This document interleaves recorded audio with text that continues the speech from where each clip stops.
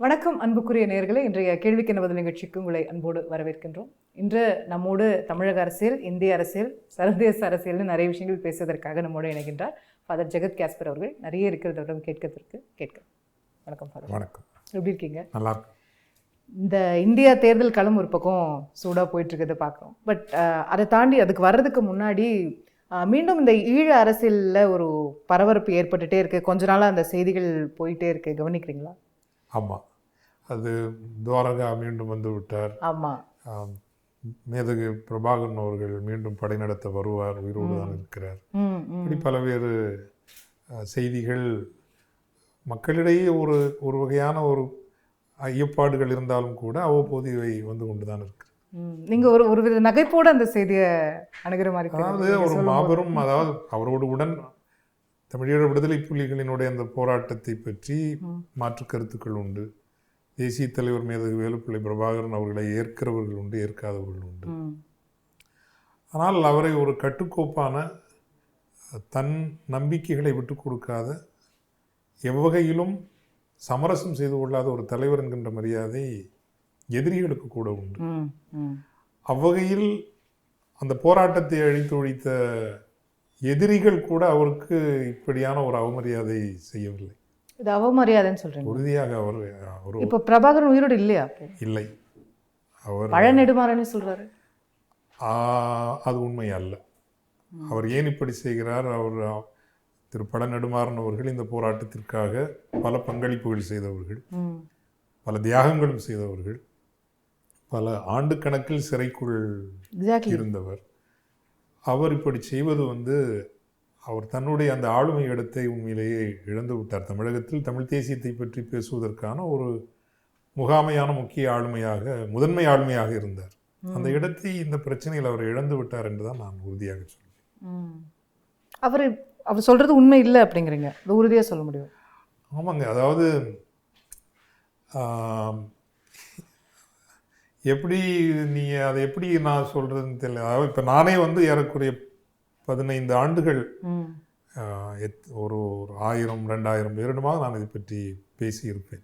3 வகையான ஒரு கருத்துக்கள் முதல்ல இருந்தன. முதலில் நான் கூட மே 20ஆம் தேதி வரைக்கும் அவர் கடந்து சென்று விட்டார், தன்னையும் ஒரு சிறு போராட்ட வெளிநாட்டுக்கு தப்பிச்சு இல்லை, காட்டுக்குள் முல்லைத்தீவு காட்டுகள் வழியாக ஒரு பகுதிக்கு சென்று விட்டார் என்பதாகத்தான் செய்திகள் கிடைத்தது.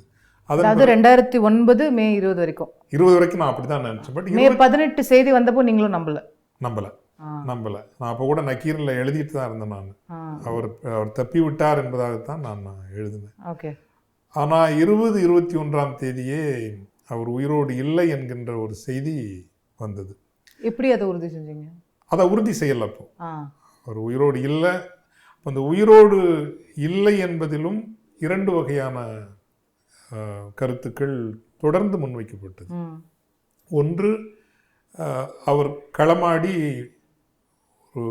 ஒரு வீரமரணம் அடைந்தார். தற்கொலையாகத்தான், எதிரிகளினுடைய துப்பாக்கியில் அவர் இறக்கவில்லை. தன்னைத்தானே அவர் நாவுக்குள் துப்பாக்கி வைத்து சுட்டு தன்னை மாய்த்து கொண்டார் என்பது ஒன்று.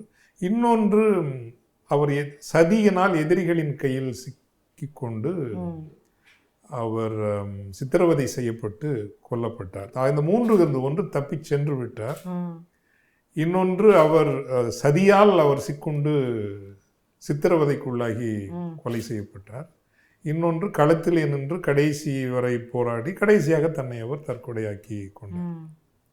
இந்த 3 திசையில் தான் நான் எனக்கு ஒரு 15 வருஷம் இனி இல்லை என்ற எண்ணிக்கையிலானவர்களிடம் நான் பேசி அது கடைசியாக வந்த என்னுடைய அந்த முடிவு தான்.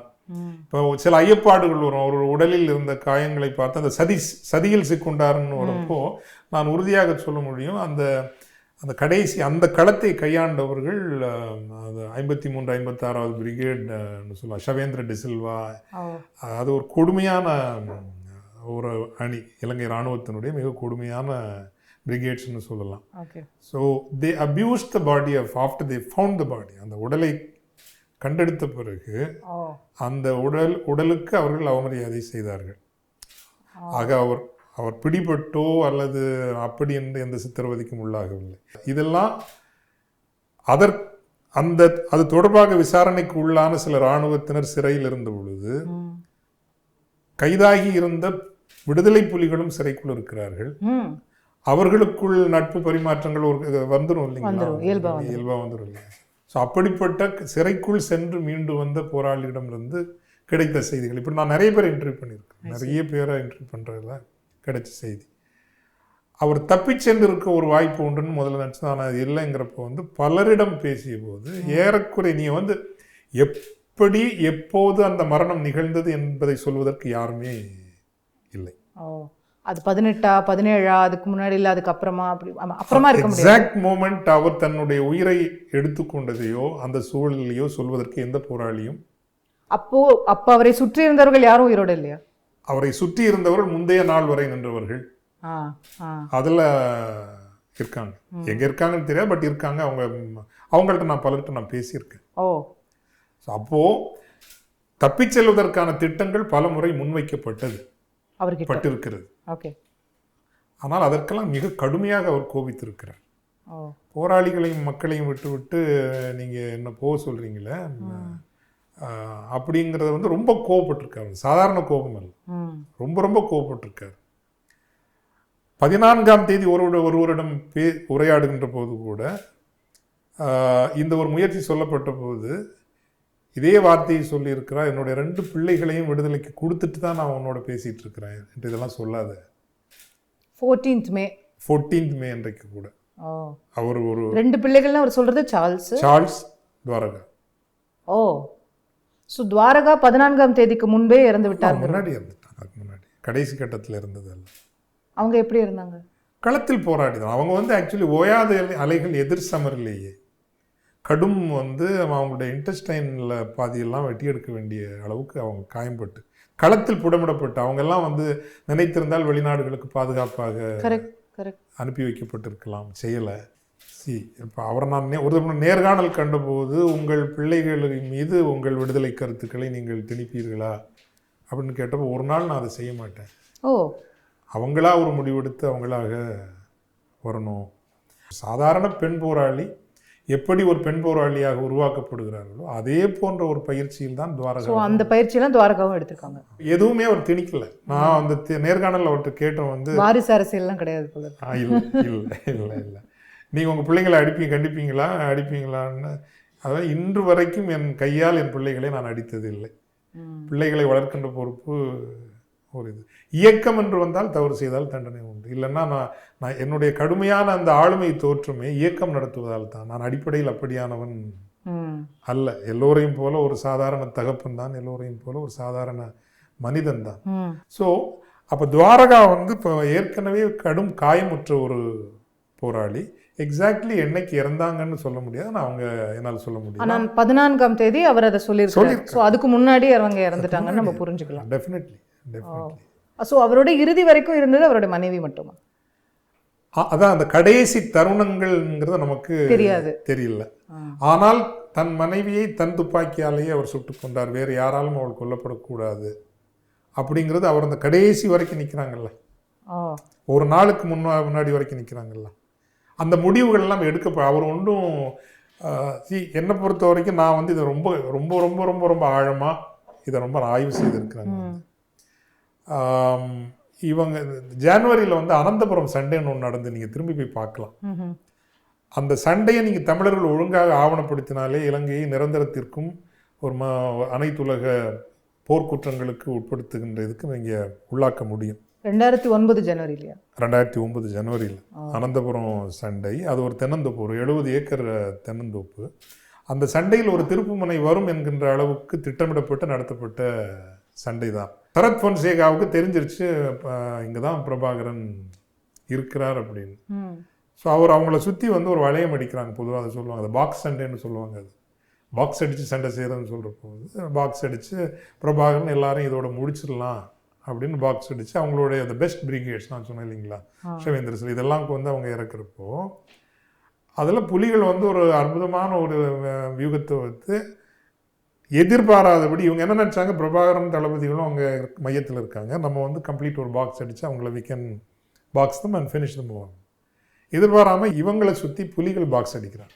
எதிர்பாராம அதான் தீபன்னணிகள் இவங்கெல்லாம் செய்தது. That was the time story is over for Sri Lanka அப்படின்னு இருக்கிறப்போ கெமிக்கல் வெப்பன்ஸ் யூஸ் பண்ணுறோம். ஆமாம், கெமிக்கல் வெப்பன்ஸ் யூஸ் பண்ணி இது எங்கேயா ரெக்கார்ட் ஆயிருக்கா? இருக்கும், டெஃபினெட்லி சேட்டலைட் இமேஜஸில் யூஎஸோடையோ அல்லது யூகே இவங்களோட எல்லாம் டெஃபினட்டாக இருக்கும், இந்தியாட்டம் இருக்கும்னு நான் நினைக்கிறேன். அந்த போர்க்களத்தில் தான் ஏறக்குறைய 70 தளபதிகள் இறந்து போகிறாங்க. அவர் கடாஃபி அவர்களாக இருக்கலாம், விதிஷா அவர்களாக இருக்கலாம், தீபனாக இருக்கலாம். இத்தனை தளபதிகள் இழக்கப்பட்டு விட்ட பிறகு அவர் மிக தெளிவான ஒரு முடிவுக்கு வந்திருக்கிறார். ஏற்கனவே அவர் பல தன்னுடைய உள்வட்ட தளபதிகளோடு அவர் அடிக்கடி சொல்வாராம், நான் உயிரோடு இருக்கிறவரை இந்தியா எம் மக்களுக்கு ஒரு நீதியான தீர்வை தராது. இதை வந்து அடிக்கடி அவர் சொல்லுவாராம், நான் உயிரோடு இருக்கிற. பிகாஸ் ராஜீவ்காந்தி படுகொலை அல்லது IPKF இதில் வந்து பிரபாகரனா நாங்களா அப்படிங்கிற ஒரு ஒரு ஒரு இது இருக்கும் இல்லைங்களா. ஸோ இதை தன்னுடைய உள்வட்ட தளபதிகள் அடிக்கடி அவர் சொல்லுவார். அவர் வந்து இந்திய அரசை நம்பவே இல்லை இந்த காலத்தில். இல்லை இல்லை, இறுதி அந்த நேரங்களில் மே மாதத்தில் வந்து அவர் சரணடைஞ்சிட்டோம், அப்போது அதுக்கு இந்தியா நெகோஷியேட் பண்ணுச்சு, சரணடைஞ்சா உங்களுக்கு ஒரு சரியான தீர்வை பெற்றுத்தரோன்னு இந்திய தரப்புலேருந்து ஒரு நெகோசியேஷன் நடந்தது. இந்திய தரப்பில் வந்து மே மாதம்லாம் நடக்கலைங்க. அதில் வந்து நான் இப்போ இது வரைக்கும் நான் சொல்கிறேன், இதே அலுவலகத்தில் தான் அந்த பேச்சுவார்த்தைகள்லாம் நடந்துன்னு வச்சுங்களேன். ஜனவரி மாதம் அது நடந்தது. அதாவது எப்படின்னாங்க, அதில் நான் நேரடியாக ஈடுபட்டிருந்ததுனால நான் சொல்கிறேன். வந்து என்னிடம் தான் வந்தாங்க புலி, எங்களுக்கு அவங்களோட கான்டாக்ட் வேணும் அப்படின்னு இந்திய அரசு தரப்பில் இருந்து எனக்கு தெரிந்த லண்டன் தொடர்புகளை எடுத்து உடனே தொடர்பு நடேசன் அவர்கள் தொடர்புக்கு வந்தாங்க. அப்போது government of India wants ceasefire. அந்த சீஸ்ஃபயர் எப்படின்னா, எகெயின் அந்த கணக்கு வந்து தமிழகத்தில் முந்தைய 2005 நடந்து இல்லைங்க, 2004 தேர்தலில் அவங்க ஸ்வீப்பாக இருந்தது. தமிழகத்தில் மீண்டும் அந்த பெர்ஃபார்மன்ஸ் வர்றதுக்கு ஒரு சீஸ்ஃபயர் வில் ஹெல்ப் அப்படின்னு நினைச்சாங்க. அப்படின்னு அவங்க நினைச்சனால தான் அது ஓப்பனாகவே சொன்னாங்க. அதர் இந்த சீஸ்ஃபயர் வந்து தேர்தலை கணக்கில் கொண்டு தான். அதனால் தேர்தலுக்கு பிறகு என்ன நடக்குங்கிறது தெரியாது. ஸோ இந்த எப்படி வேணாலும் களம் மாறலாம், ஒருவேளை திரும்ப பேச்சுவார்த்தைகள் தொடங்கலாம், இந்திய அரசினுடைய அணுகுமுறையே மாறலாம். எனிதிங் கேன் ஹேப்பன் இந்த 100 days. அதனால் வந்து இந்த சீஸ்ஃபயர் நீங்கள் அக்செப்ட் பண்ண சொல்லுங்க அப்படின்ட்டு. அப்போ அவங்களுக்கு சொன்ன நேரம் என்ன கண்டிஷன் ஃபாதர்னு கேட்டேன், என்ன நிபந்தனைன்னு கேட்டேன். ஒரே வரி தாங்க சொன்னாங்க, an intention to lay down arms. ஆயுதங்களை ஒப்படைப்பதற்கான ஒரு விருப்பம், intention to lay down arms. அது வந்து LTT கொடுக்கணும், ஓப்பனாக டிக்ளேர் பண்ணணும், கமிட் பண்ணணும். லே டவுன் ஆர்ம்ஸ்னா அந்த போர்ல இல்ல, பொதுவாகவே நாங்க ஆயுத சண்டையை நிறுத்திக்கிறோம், இயக்கமாக நாங்க அரசியல் தீர்வை நோக்கி போறோம் அப்படிங்கிற மாதிரி intention to lay down arms. அப்போது அவங்க சொன்னாங்க, ஒரு டிராஃப்ட் ஒன்று பண்ணுங்கன்னு சொன்னப்போ அங்கே கீழே இருந்து சொன்னாங்க நடேசன். அவங்க சொன்னாங்க, ஃபாதர் நாங்கள் இங்கே பல சிக்கலில் இருக்கிறோம், நீங்கள் அவங்களோட நேரடி தொடர்பில் இருக்கிறீங்க, நீங்களே ஒரு டிராஃப்ட் அவங்களோடையும் பேசி எங்களுக்கு கொடுங்களேன்னு சொன்னப்போ எகெயின் இதே ரூமில் இருந்தால் அந்த டிராஃப்டட் இந்திய அரசின் முயற்சியால் ஒரு அமைதி ஒப்பந்தம் ஏற்பட்டு, இந்திய அரசின் முயற்சியாலோ உலக நாடுகளின் முயற்சியாலோ அமைதி பேச்சுவார்த்தைகள் மீண்டும் தொடங்கி தமிழ் மக்களுக்கு திருப்தியானதொரு அரசியல் தீர்வு எட்டப்படுகின்ற பட்சத்தில் ஆயுதங்களை ஒப்படைப்பதற்கு தமிழீழ விடுதலை புலிகள் இயக்கம் தயாராக இருக்கிறது. இதுதான் நான் எழுதினது. அது அவங்கள்ட்ட கேட்டேன், இதுக்கு அவங்க ஒத்துக்கொள்வாங்களா ஃபாதர்னு நடேசன் கேட்டேன், இதுக்கு அவங்க ஒத்துக்கொள்வாங்களான்னு.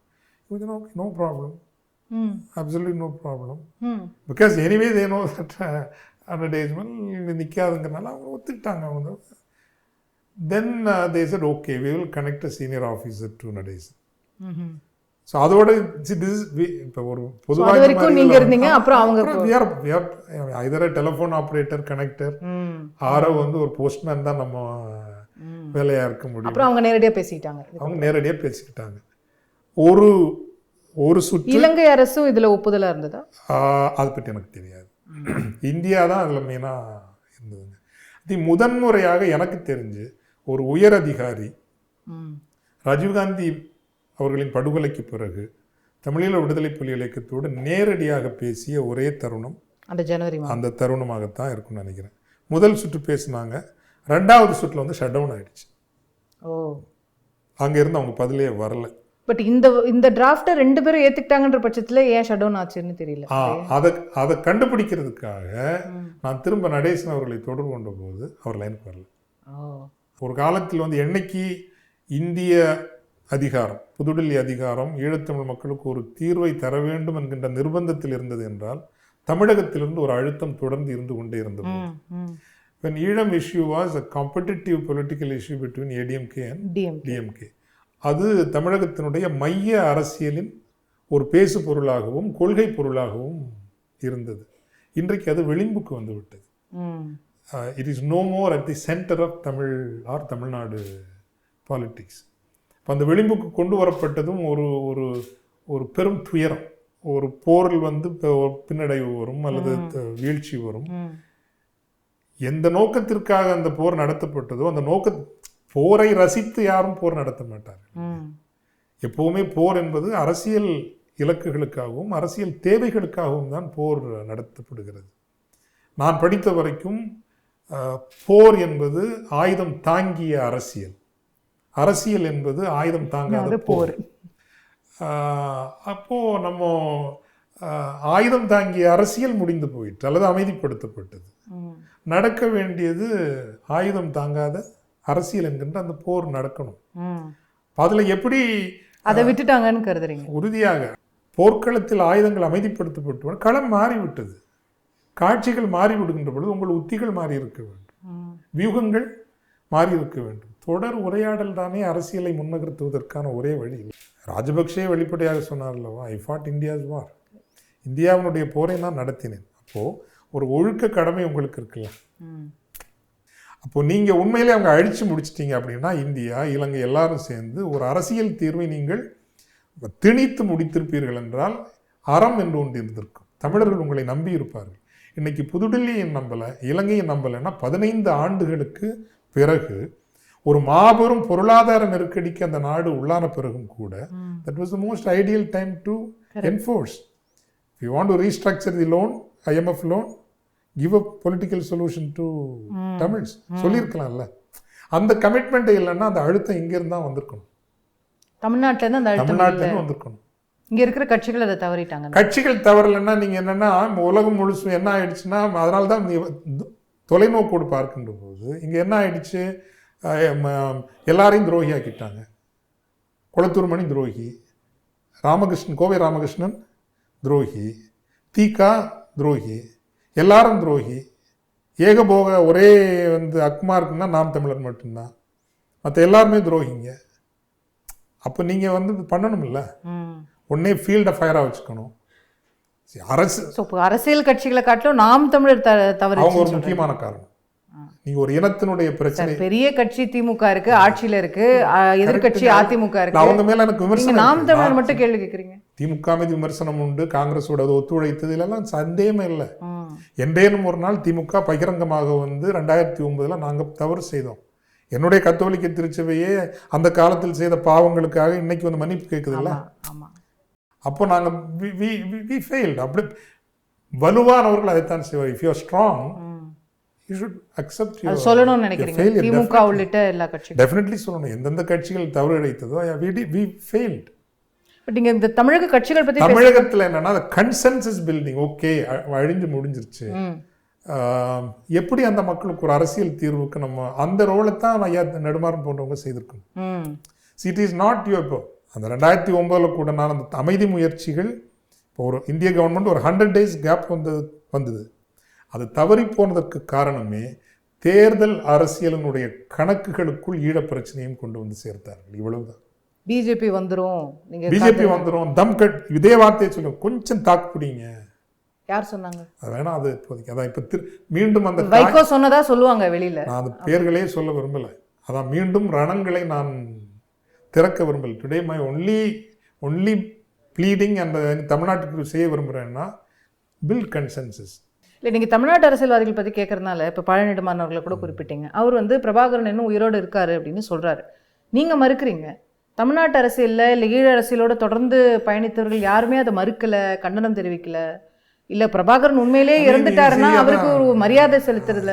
அதான் இவ்வளவு வந்து நான் sorry to use this word, இந்த இனம் உண்மையிலே ஒரு இனம் தானே, இவ்வளவு அருவருப்பான ஒரு இனமா? அப்படித்தான் எனக்கு தோணுது. ஏன்னா எதிரி கூட அவருக்கு அப்படி அவரை இவ்வளவு இழிவுபடுத்தல. இப்போ நானே இப்போ பேசுறதுக்கு காரணம் துவாரகா நிகழ்வு நடந்ததுனால தான். ஆமாம். அந்த அந்த அந்த பொண்ணு யாருன்னு எனக்கு தெரியும், அந்த பொண்ணோட வீட்டு முகவரி எனக்கு தெரியும், அந்த பொண்ணோட ஐடென்டிட்டி கார்டு வரைக்கும் இருக்குதுன்னு வச்சுங்க. அந்த கார்டுனுடைய காப்பி. அவங்க நிஜ பேர் என்ன அதெல்லாம் நான் சொல்லிட்டு அதான் இட்ஸ் பிரைவசி. ரைட். பட் அந்த பெண்ணினுடைய அரிச்சுவடி ஜாதகம் முழுசாக தெரியும். தனியாக சொல்லணும்னா நான் சொல்கிறேன் வந்து அவங்களுடைய வாழ்க்கை, அவங்களுடைய குடும்ப பின்புலம் எல்லாமே சரித்திரம் தெரியும். இப்போ இதை பற்றி வந்து தலைவருடைய இதை பற்றியும் இப்போ நான் பேசணும்னு முடிவு பண்ண காரணம் வந்து இன்னொரு தலைவரை, போலி தலைவரை கொண்டு வருவதற்கான திட்டங்களும் நடந்து கொண்டு 15 வருஷத்துக்கு அப்புறம் இப்படி தான் இருக்காரு, இதுதான் பிரபாகரன் ஒரு ஆள் வரப்போறாரு. அதுக்கான திட்டங்களும் நடந்து கொண்டிருக்கிறது அப்படிங்கிற செய்தி எனக்கு. அப்படி ஒரு அவமானம் இந்த மாபெரும் தலைவருக்கு நடக்கவே கூடாது. இல்லை, இப்போ நீங்கள் வந்து கண்டிக்கிறீங்க, நீங்கள் சொல்கிறீங்க. பட் முக்கியமான பொசிஷன்ஸில் இருக்கிறவங்க யாருமே அவங்க சொன்னாதானே ஒரு மக்கள் மத்தியில் இப்படி ஒரு ஆங்கிள் இருக்குது. நேதாஜியை பற்றி தான் பேசிட்டு இருந்தாங்க இல்லையா? இன்னைக்கு வரைக்கும் அதுக்கு ஒரு க்ளோஷர் இல்லை. ஆமாம், பிரபாகரன் இறந்து விட்டார் அப்படின்னு தமிழ்நாட்டில் இருக்கிற பெரும் கட்சிகளோ இல்லை காங்கிரஸ் பிஜேபியோ இல்லை திமுகவோ இங்கே இருக்கிற திரு வைகோ அவர்களோ இல்லை அவங்க யாராவது எதுவுமே சொல்லலைன்னும் போது அப்போ பழனிவாரன் சொல்கிறது சரிதான் போல அப்படின்னு தோணாதாமா? சாமானிய மக்களுக்கு அப்படி தான் தோணும். இப்போ நான் இதை சொல்கிறதுனால எவ்வளவு எதிர்வினைகள், இதை சொல்வதால் எனக்கு என்ன லாபம்? கடைசியாக லாஜிக்கலாக பாருங்கள், வந்து பல முறை இப்போ அனைத்துலக அளவில் இருந்த கேபி அவர்களாக இருக்கலாம், பலர் வந்து நீங்கள் தப்பி போயிடுங்க, இந்த நாட்டுக்கு போங்க, அட்லீஸ்ட் ஒரு 2-3 countries, I don't want to mention the name, சில நாடுகள் அவரை ஏற்றுக்கொள்வதற்கு தயாராக இருந்தன. அவரை அழைச்சிட்டு போகிறதுக்கு ஹெலிகாப்டரோ அல்லது கப்பலோ கொடுப்பதற்கு கூட சில நாடுகள் உதவுவதற்கு தயாராக இருந்திருக்கின்றன. அப்போல்லாம் கடுமையாக கோபித்திருக்கிறார். அப்படி கோபப்பட்ட ஒரு தலைவர். இன்னொன்று வந்து அந்த அனந்தபுரம் சண்டைக்கு பிறகு ஏறக்குறைய 70 முக்கியமான தளபதிகள், தீபன் அவர்களாக இருக்கட்டும், கடாப், அத்தனை தளபதிகளும் இழக்கப்பட்டு பிறகு அவர் தப்பி போய் இன்னொரு போராட்டத்தை கட்டி கொண்டு வரலாம் அப்படி நினச்சி அந்த தாட் ப்ராசஸ்க்கே அவர் போகலை.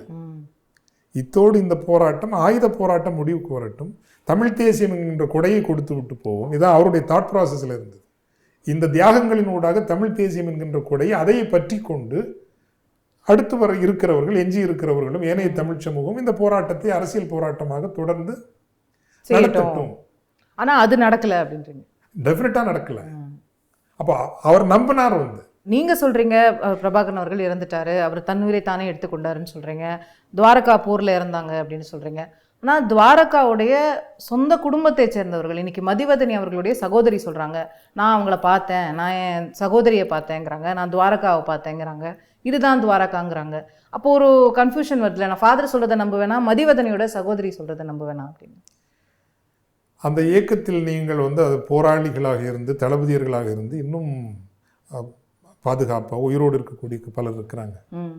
அந்த அவர்களினுடைய உண்மைத்தன்மையிலிருந்து தான் நான் பேசுகிறேன். அவங்கக்கிட்ட கேட்டு தான் நீங்கள் பேசுகிறீங்க? நானாக பேசுவேன். நான் ஏறக்குறைய தான். பட் ஏன் இது நடக்கணும்? ஏன் இன்னைக்கு இப்போ நீங்கள் துவாரகா பற்றி எல்லாமே அதாவது வந்துங்க, இது நல்ல கேள்வி கேட்டீங்க. வந்து it's very good question, important question. நான் இந்த அமைப்பை வந்து நான் தரவாக இப்போ ஸ்டடி பண்ணியிருக்கிறேன். பிகாஸ் 95 நான் ரொம்ப வந்து இதை நான் ரொம்ப ஆழமாகவும் நான் ரொம்ப ஸ்டடி பண்ணியிருக்கேன்னு வச்சுங்களேன். ஏறக்குறைய எல்லா பிரிவுகளையும் வந்து முக்கியமானவங்களுக்கு தெரிஞ்சிருக்கும். ஆனால் எனக்கு தெரிந்தவர்களுக்கே தெரியாது. இப்போது ரொம்ப முக்கியமான இடத்துல தான் இருப்பாங்க, அவங்க பொறுப்பில் இருப்பாங்க, அவங்களுக்கே தெரியாத ஒரு பிரிவு இருக்குது, அதான் முதலீட்டு பிரிவு, இன்வெஸ்ட்மெண்ட் விங். அது யாரும் எனக்கு தெரியாது. எல்டிடியோட இன்வெஸ்ட்மெண்ட் விங். அந்த பிரிவில் இருக்கிறவங்களுக்கு தான் தலைவர் இருக்கிறாருங்கிறத மெயின்டைன் பண்ண வேண்டிய தேவை இருக்குது. தலைவர் இல்லை என்றால் பல இடங்கள்லேருந்து வரக்கூடிய உதவிகளுக்காக இல்லை, அந்த இதை நாங்கள் என்ன சொல்லுவாங்கன்னா, தலைவர் வந்து கேட்கட்டும், நாங்கள் கணக்கு கொடுக்குறோம். இப்போ இன்னைக்கு போராளிகளின் எத்தனை போராளிகள் வந்து இன்னைக்கு வெறும் பெயிண்ட் அடிக்கிறது, கட்டிடத் தொழில் வந்து வேறு வழியே இல்லாமல் காயம்பட்டவர்கள் கையேந்தி பிச்சை எடுக்கிற நிலைமையோடு இருக்காங்க. இப்போ இவங்களுடைய மறுவாழ்வையாவது திட்டமிட்டு செய்திருக்கணும்ல. அந்த இன்வெஸ்ட்மெண்ட் இன்வெஸ்ட்மெண்ட்டு அல்லது உலக அளவில் இருந்த அசெட்ஸ் நிறைய இருந்தது.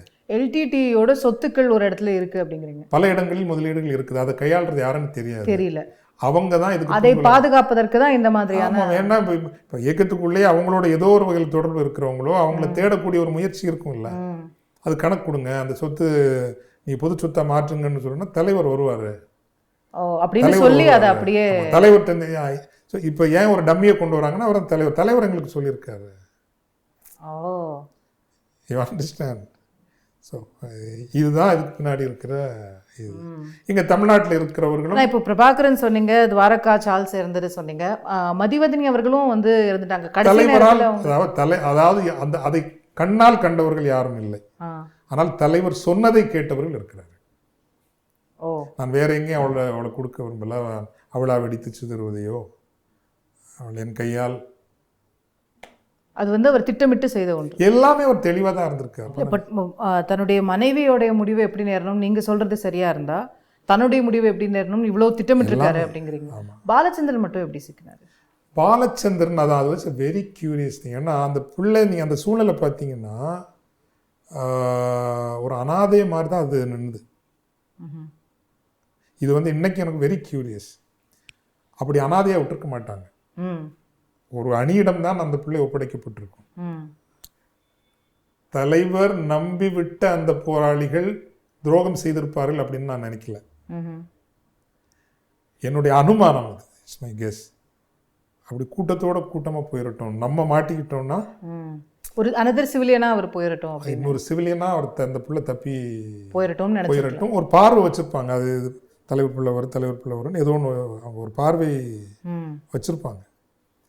அப்போ அப்படியே கூட்டத்தில் போய் தப்பி இருக்கட்டும்னு அவர் யாரிடம் அல்ல ஒரு அணியிடம் அவர் ஒப்படைக்கப்பட்டிருப்பார்.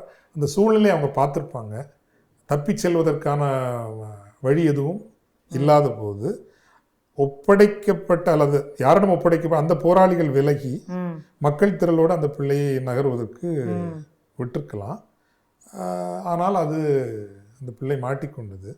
அவரை அடையாளம் காட்டியது புலிகள் தான் ஒரு தியரி சொல்றாங்க. இது வந்து பிரபாகரன் மகன்னு யாருக்குமே தெரியல, இந்த இயக்கத்துல இருந்து சில துரோகம் செய்தவர்கள் தான் அடையாளம் காட்டினாங்க, கருணா டீம் தான் பண்ணாங்கன்னு சொல்றாங்க. சொல்றாங்க, உண்மை எனக்கு தெரியல. Okay, but it's very curious இப்படி எது நடந்தது அப்படின்னு. பட் நிறைவா இதுல இந்த போர் நடந்து முடிந்து இத்தனை வருடங்கள் கழிச்சு மீண்டும் இந்த பிரச்சனை வந்திருக்கு, இருக்காருன்றாங்க இல்லைங்கிறாங்க, இவ்வளோ போகுது.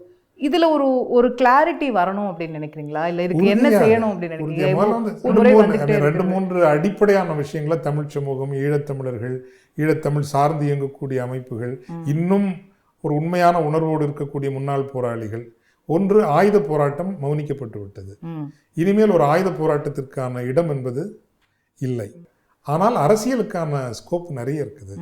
அப்போ அந்த ஒரு புதிய அரசியலை தொடங்கணும் அப்படின்னா it should begin with closure. அந்த க்ளோஷருங்கிறது அவர் வீரமரணம் அடைந்து விட்டார் என்பது உண்மை.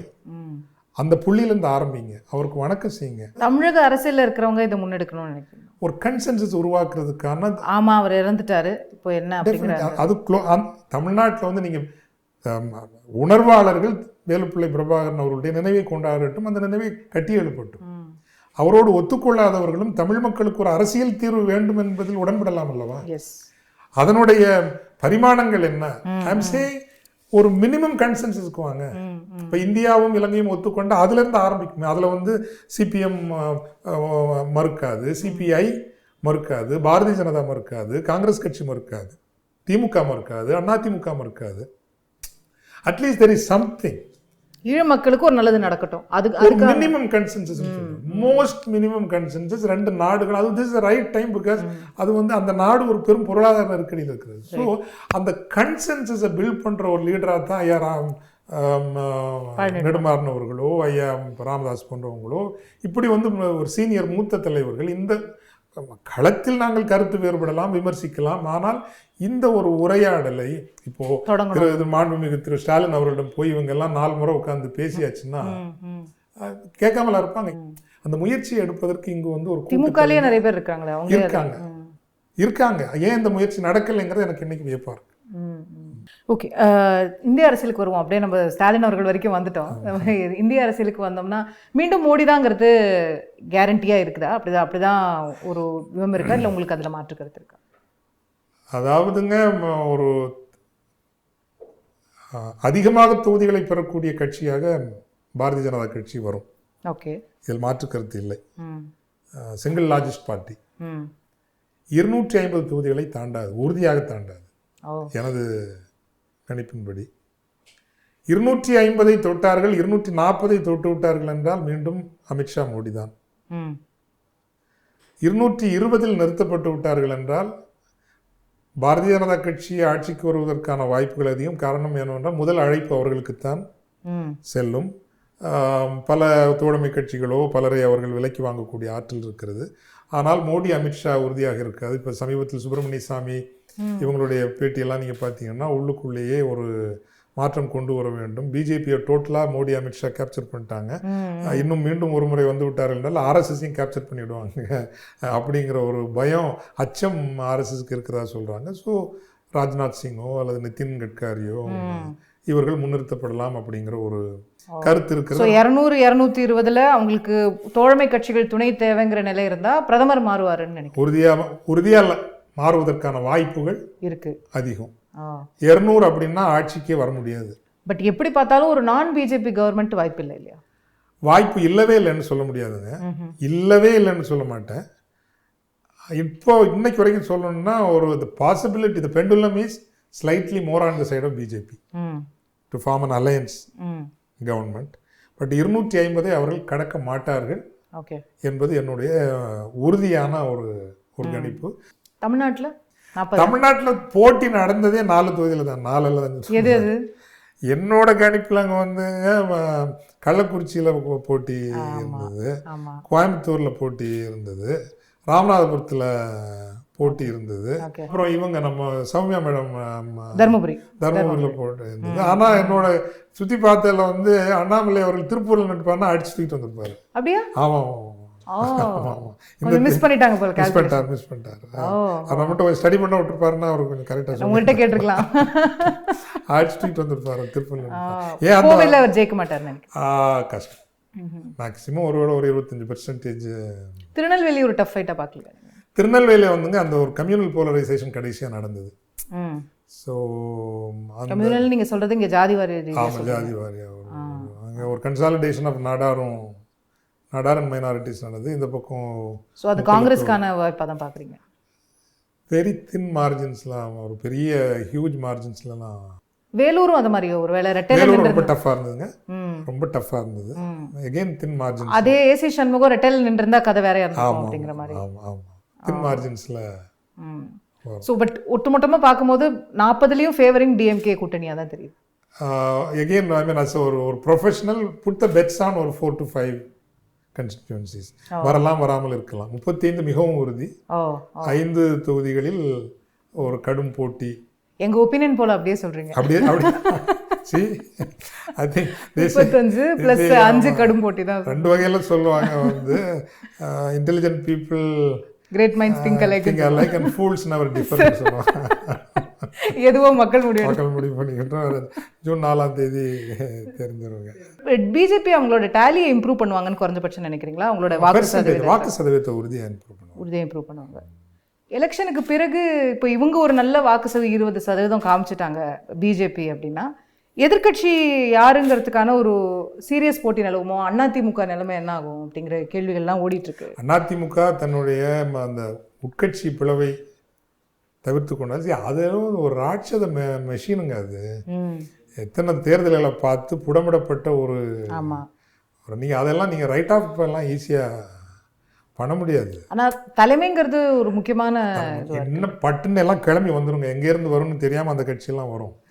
2 கட்சிகளுக்குமே இருக்கக்கூடிய சவாலுங்கிறது இளைஞர்கள் இந்த கட்சிகளின் மீது ஈர்க்கப்படவில்லை. ஸோ பெரிய ஜெனரேஷனல் இல்லையே. எந்த கட்சியை சொல்கிறீங்க? 2 திமுக புதிய தலைமுறை ஈர்க்கப்படல. அவங்க எங்க புதிய தலைமுறை வந்து பிஜேபியை நோக்கியோ நாம் தமிழர் நோக்கியோ போகுது. நாம் தமிழர் நோக்கி ஒரு சிறு தொகுப்பு போறாங்க. ஒரு சிறுன்னு சொல்ல முடியாது, ஒரு நல்ல தொகுப்பு. சைசபிளாக இருக்காங்க. சைசபிள் பிகாஸ் அவங்களுக்கு இந்த சிஸ்டம் பிடிக்கல. ஆன்டி எஸ்டாப்ளிஷ்மெண்ட் கொஞ்சம் கொங்கு ரீஜனில் அண்ணாமலை மேலே ஒரு ஃபேசினேஷன் டுவர்ட்ஸ் கொங்கு யூத்துக்கு இருக்குது. பட் பெருவாரிய இளைஞர்கள் வந்து ஃப்ளோட்டிங் தாங்க, டிஸ்இன்ட்ரெஸ்டட் இந்த இதை பொறுத்த வரைக்கும். பட் இளைஞர்களை நீங்க சொல்றது வந்து ஒரு பட் பெண்கள் இந்த ஆன்டி இன்கம்பன்சி டிஎம்கேக்கு இருக்குது டெஃபினட்டாக இருக்குது. 35+ சொல்றீங்க. பிகாஸ் அந்த ஆன்டி இன்கம்பன்சியை திஸ் டைம் எப்போவுமே வந்து சோஷியல் கோலிஷன் தான் பொலிட்டிக்கல் கோலிஷன். பொலிட்டிக்கல் கோலிஷன் ரெண்டாவது வரும். ஐ திங்க் அவங்க கலைஞர் அவர்களை விட பொலிட்டிக்கல் கால்குலேஷன்ஸில் is very shrewd Stalin. I think அந்த கூட்டணியை வந்து ரொம்ப கரெக்டாக அவர் வச்சுருக்காரு, நிறைய விட்டு கொடுத்துருக்காரு. செலவுக்கெல்லாம் கண்ணா பின்னான்னு கூட அவங்க திமுக தோழமை கட்சிகளுக்காக கணக்கே பார்க்காம அவங்களுக்கு செய்திருக்காங்க. இப்போ மாற்று மொழி பேசக்கூடியவர்கள் தமிழ்நாட்டில் 11%, தெலுங்கு கன்னடம் 11%. கிறிஸ்டின் முஸ்லீம்ஸ் வந்து புள்ளிவரப்படி 13.5% இருந்தாலும் ஆக்சுவலி 17% இருக்காங்க. ரெக்கார்டில் ஹிந்துவாக இருப்பாங்க, ஆனால் வேற மதமாக இருப்பாங்க. அப்போது இன்னைக்கு லிங்குவிஸ்டிக் மைனாரிட்டிஸ் மொழிவழி சிறுபான்மையினர் பெருவாரியாக திமுகவுக்கு தான் ஆதரவாக இருக்காங்க. மதவழி சிறுபான்மையினர் கம்ப்ளீட்டாக இன்னைக்கு திமுக, அதுவே 25% ஆயிருது. ப்ளஸ் தலித் ஒடுக்கப்பட்ட மக்கள் வந்து 21%. அதில் இன்னைக்கு முன்னாடி அருந்ததியர் கிடையாது. அருந்ததியர் அண்ட் பறையர் கம்யூனிட்டி கம்ப்ளீட்னா பெரும்பான்மையாக திமுக வந்துருச்சு. நீங்கள் என்டர் பண்ணுறப்போ ஏறக்குறைய 28-30% ஒரு சோஷியல் கோலிஷனோட உள்ள போறீங்க. ஆனால் இவ்வளோ சொல்கிறீங்க, இவ்வளோ குரூப்ஸ் ஆஃப் பீப்புள் வந்து அவருக்கு ஆதரவாக இருக்காங்கன்னு. ஆனால் ஆன்டி இன்கம்பன்சி இருக்குது, ஆட்சிக்கு எதிரான மனநிலை இருக்குன்னு சொல்கிறீங்க. ஆமாம் இருக்குது. இப்போ வீட்டு வரி உயர்வு, சொத்து வரி உயர்வு, பொதுவான ஒரு விலைவாசி ஏற்றம், உங்களுக்கு கூட ரொம்பவே வலுவாக நின்ற தமிழ் தேசிய சக்திகள்லாம் இன்னைக்கு டிசப்பாயிண்ட் ஆகி இருக்காங்க.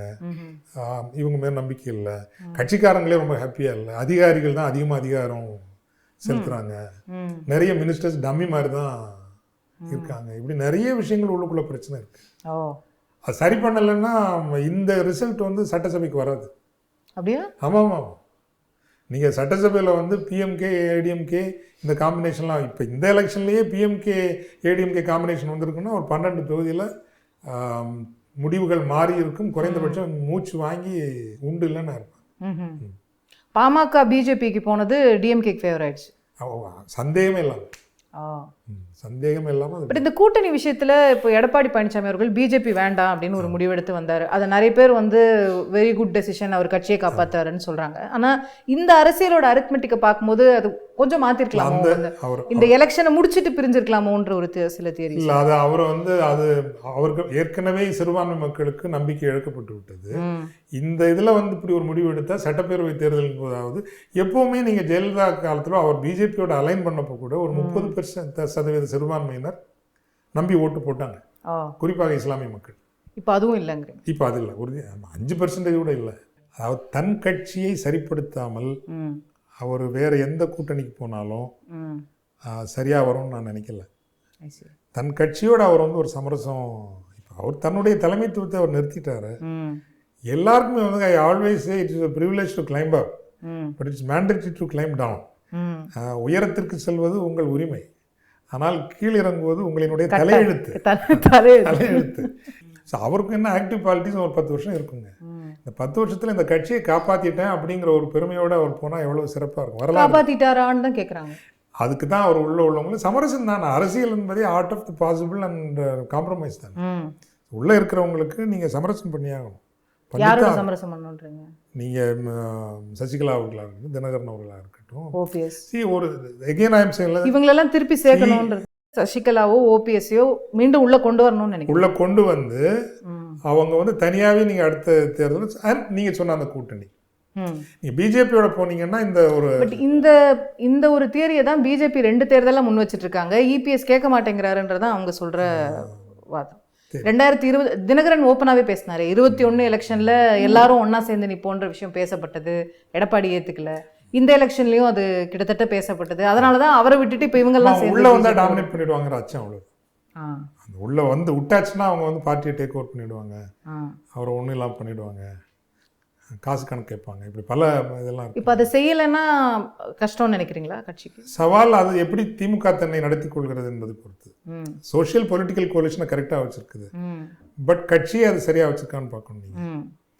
பாலிட்டிக்ஸுங்கிறது அரசியல்வாதிகள்கிட்ட தான் இருக்கணும், அதிகாரிகள்கிட்ட போகக்கூடாது. கவர்னன்ஸ் தான் அதிகாரிகள். அதில் இந்த திமுக கோட்டை விடுதோ அப்படின்னு நான் நினைக்கிறேன். ரெண்டாவது உங்கள் கோர் கன்ஸ்டிடுவன்சியை நீங்கள் தக்க வச்சுக்கணும் எப்போவுமே. இப்போ பிஜேபியோ அதை கோர் கன்ஸ்டிடுவன்சியை தக்க வச்சுக்கிறாங்கல்ல, அது மாதிரி உங்களுக்காக யார் ஓட்டு போட்டாங்களோ அந்த கன்ஸ்டிடுவன்சிக்கு கொள்கை ரீதியாக நீங்கள் என்னென்ன செஞ்சுருக்கீங்கங்கிறது ரொம்ப முக்கியம். அதுல எல்லாம் அப்படி ஒன்றும் பிரமாதமாக நடந்த மாதிரி தெரியல. உறுதியாக இந்த தேர்தலில் பார்த்தீங்கன்னா நீங்கள் 2019 கிடைச்ச அந்த வாக்கு இருக்கு இல்லைங்களா, அதுலேருந்து ஒரு 5-7% குறையும். இந்த அப்சல்யூட் டிப்ரிசியேஷன் ஃபர்தர் நீங்கள் கீழே இறங்குச்சுன்னா யூஆர் இன் ட்ரபிள். 26ல் கஷ்டமாகும். ஸோ அடுத்த 2 ஆண்டுகள் எப்படியும் சுவாரஸ்யமாக இருக்கும்னு நினைக்கிறேன். ரொம்ப நன்றி father. Thank you so much. Thank you ரொம்ப. It was nice interview. Thank you.